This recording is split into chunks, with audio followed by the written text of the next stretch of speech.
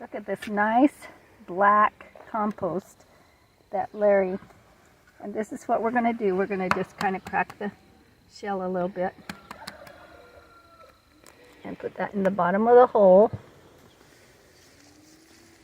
And then take our plant, and one of the things you always do is you'll break up the roots that are all bound together and just kind of spread them out so that they know that they can spread out instead of staying in a root ball.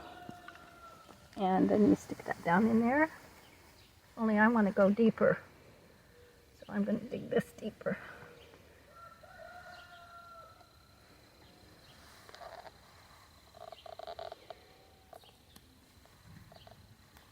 I take off the bottom leaves, and it's best to not let the leaves touch the ground. And then we just backfill.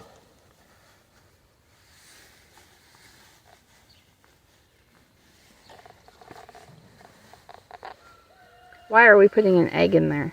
The egg is a kind of an experiment. We were told that it helps it.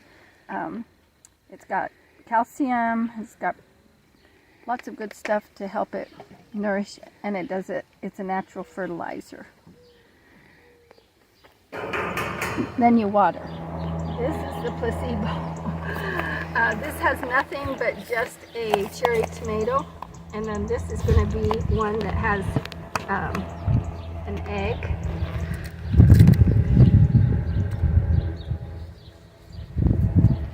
And it's a cherry tomato. These are cherry tomatoes.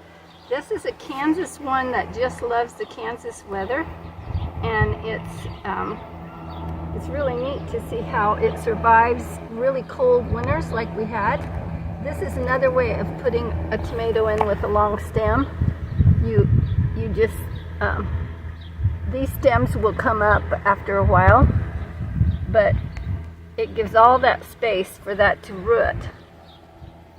Anyway, this is another cherry tomato.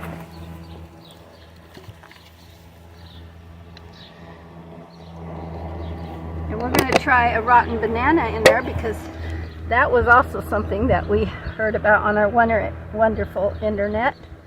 And so whether it works or not, we'll find out.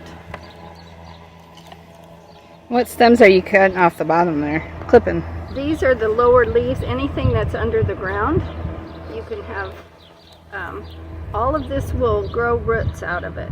So you've got a strong plant, and you can have them long and lanky and they'll branch out too, but this is another method. I'm going to get some water.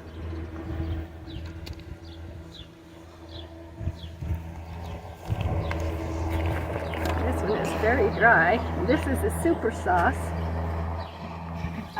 These will be ones that I use for canning, and this one isn't as tall, so I'm not going to put it up as high.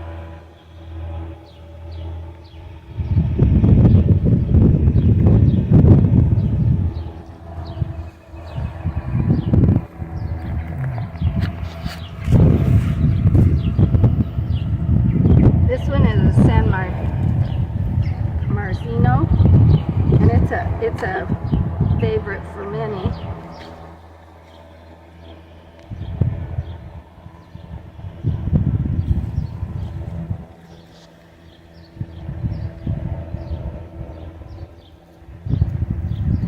Like I said, these will start going up when they start growing. This is a Rio Grande. It's another paste tomato. Most of the ones in here we can make into paste or canned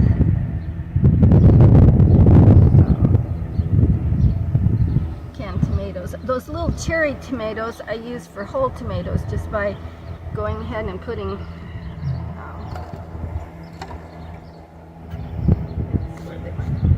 anyway, each one of those three on the end, we're going to watch real closely, because those have 3 different treatments that we're doing with them. We're going to put a trellis here. I love vertical gardens and horizontal gardens, because you can have a smaller space and you can really have a lot more gardens.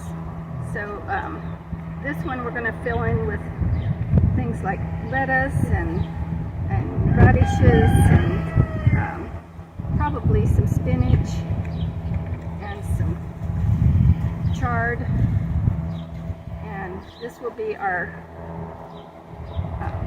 last 10 by 4 by 10. So we just need to water these, and these will be set to go, and we'll get the trellis up a little bit later. But gardening is kind of a scientific